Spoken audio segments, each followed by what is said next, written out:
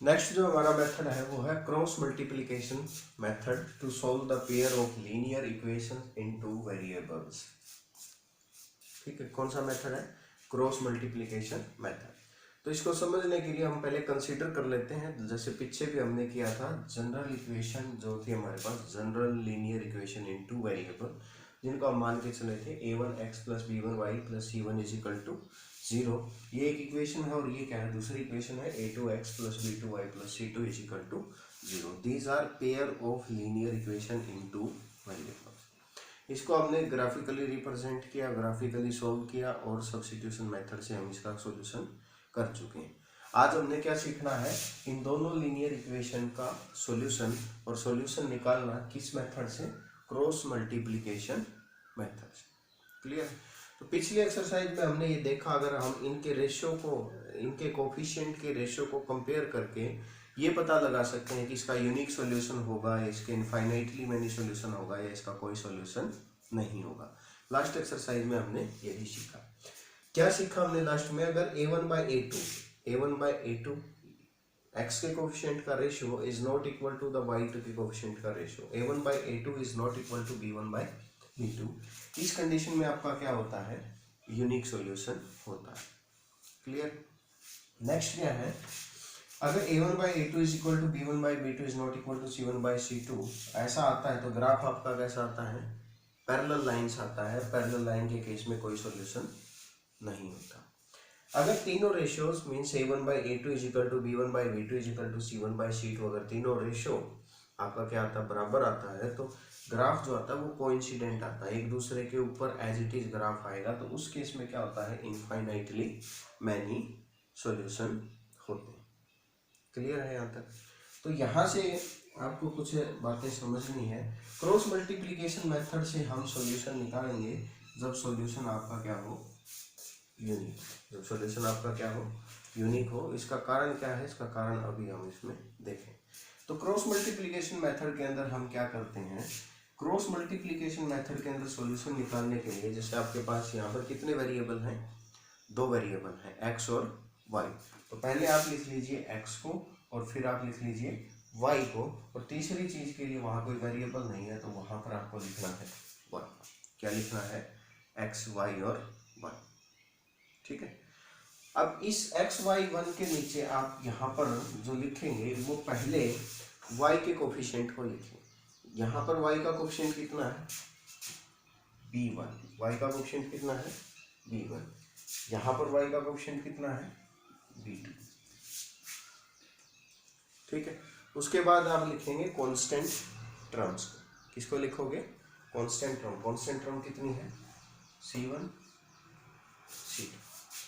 यहाँ पर पहले लिखोगे c1, फिर क्या लिखोगे? c2।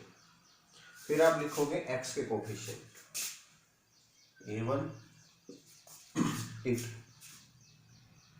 फिर से आप किसके कोफिशिएंट लिखोगे? b1, y के कोफिशिएंट b1 और b2। अगर आपको ये याद नहीं रहता तो इसके लिए आपको यूज करना है एक संख्या आपको याद रखनी है, 2312, 2312। 2312 से आप इसको याद रख सकते हैं। 2312 में जब आप इसको याद रखोगे तो 2 का मतलब है सेकंड टर्म के कोफिशिएंट। 2 का मतलब क्या है? सेकंड टर्म के कोफिशिएंट। ठीक है। अगर ये लीनियर इक्वेशन की अगर आप बात कर रहे हो तो पहले आप x को लिखेंगे, फिर y को, फिर क्या लिखेंगे? Constant term. तो ये आपकी पहली टर्म है, ये दूसरी टर्म है, और ये क्या है? तीसरी टर्म है। सिमिलरली इसके अंदर ये आपकी पहली टर्म है, ये दूसरी है, और ये कौन सी टर्म है? तीसरी टर्म। क्लियर? तो 2312 अगर आप याद रखते हो तो पहले x, y, 1 लिख के आप पहले किसके कोफिशिएंट रखोगे? मतलब सेकंड टर्म के कोफिशिएंट को आप पहले लिखोगे।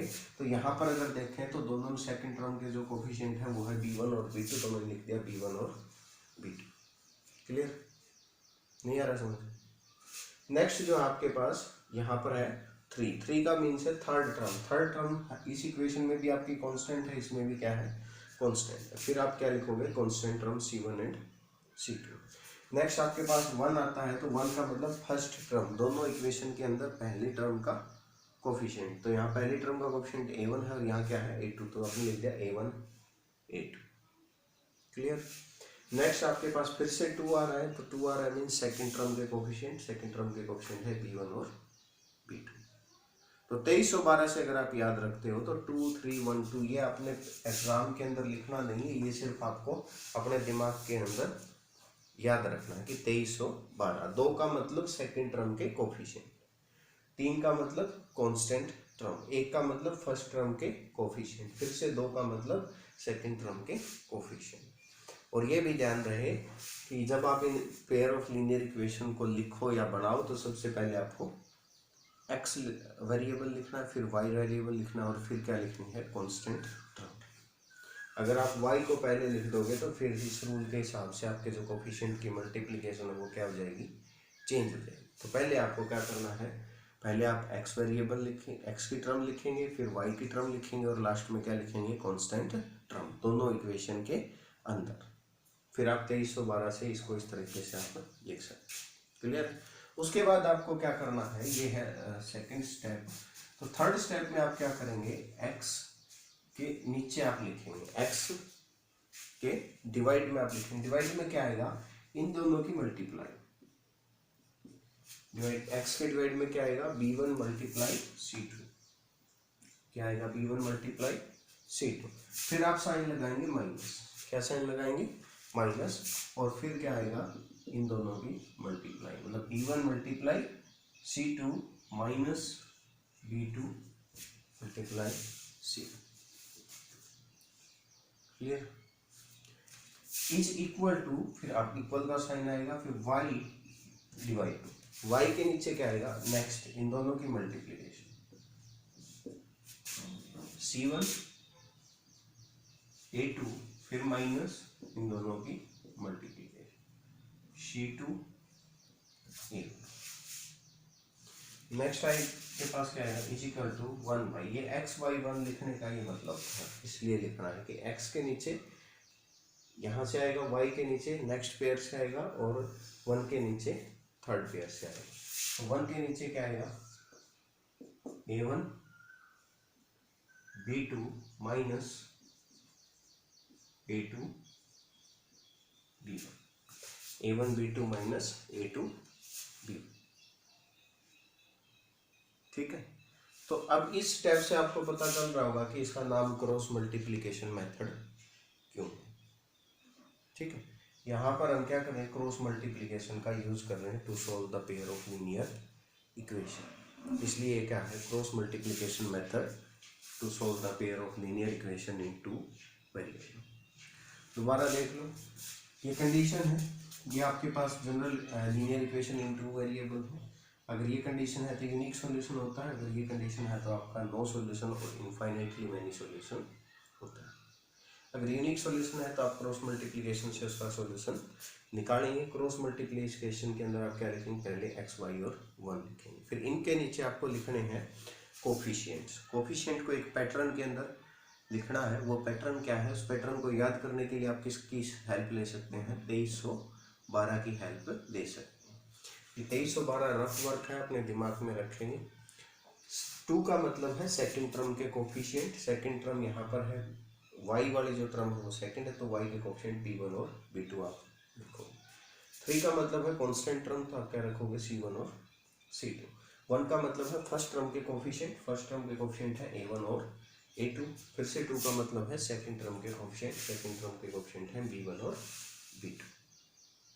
थर्ड स्टेप के अंदर क्या करेंगे आप, x के डिवाइड में आएगा, x के डिवाइड में क्या आएगा, इन दोनों की मल्टीप्लाई माइनस इन दोनों की मल्टीप्लाई, मतलब b1 c2 minus b2 c1। This will be equal to y divide में, y के डिवाइड में क्या आएगा, c1 a2 minus c2 a1। This will be equal to 1 divide में, 1 के डिवाइड में क्या आएगा, a1 b2 minus a2 b1। अब ये जो आपके पास आएगा, यहाँ से आप क्या निकाल सकते हैं, सॉल्यूशन निकाल सकते हैं। लेकिन सॉल्यूशन कब निकलेगा, जब ये वाली टर्म जीरो ना हो, when a1 b2 minus a2 b1 is not equal to 0। अगर ये जीरो हो जाता है तो ये आपका 1/0 क्या हो गया, इन्फिनिटी, नॉट डिफाइन हो गया। तो ना x की वैल्यू क्या आएगी, इनफाइनाइट आएगी, y की वैल्यू भी क्या आ जाएगी, कुछ नहीं आएगी। तो वहां से आपके पास कोई सॉल्यूशन नहीं आने वाला। मतलब क्या होना चाहिए, a1b2 minus a2b1 is not equal to 0 होना चाहिए। अगर ये 0 होता है तो यहाँ से आप एक सॉल्यूशन नहीं निकाल सकते। तो ये प्रोवाइड किया होना चाहिए कि a1b2 minus a2b1 is not equal to 0। ये 0 किस केसेस के अंदर होगा? अगर मान लीजिए a1b2 माइनस a2b1 को मैं मान लीजिए 0 की इक्वल लेके चलता हूँ और इसको उधर ले आऊँ, तो a1b2 is equal to a2b1 क्या है अपने पास, इसको उठा के हम ऊपर ले जाए, ठीक है। यहाँ से अगर मैं a2 को यहाँ डिवाइड में लेके आऊँ तो क्या है, a1 by a2 is equal to b1 by b2। मेरे पास क्या आता है, a1 by a2 is equal to b1 by b2 आता है। अगर a1 by a2 not equal b1 by b2 होता है तब उसका सॉल्यूशन क्या होता है, यूनिक होता है, ठीक है। तो इसका मतलब मैं ये कह रहा हूँ अगर a1b2 minus a2b1 not equal to 0 है तो उसका मतलब क्या है कि a1 by a2 is not equal to b1 by b2, मतलब सॉल्यूशन क्या है, यूनिक है, हम इसे निकाल सकते हैं। लेकिन अगर ये 0 हम लेके चलते हैं तो उससे कंडीशन हमारे पास क्या आ रही है, a1 by a2 is equal to b1 by b2। और ऐसा दो केसेस के अंदर है, सेकंड केस और थर्ड केस। सेकंड केस में भी a1 by a2 is equal to b1 by b2 है, थर्ड में भी a1 by a2 is equal to b1 by b2। इन दोनों केसेस के अंदर क्या है आपका, या तो नो सॉल्यूशन है या फिर इनफाइनाइटली मैनी सॉल्यूशन। क्लियर? अगर नो सॉल्यूशन है तो हम उसका सॉल्यूशन नहीं निकाल सकते, और अगर इनफाइनाइटली मैनी सॉल्यूशन है तो वहां से एक इक्वेशन से भी आपका क्या आ जाएगा, सॉल्यूशन आ जाएगा। क्रॉस मल्टीप्लिकेशन मेथड लगाने की जरूरत नहीं।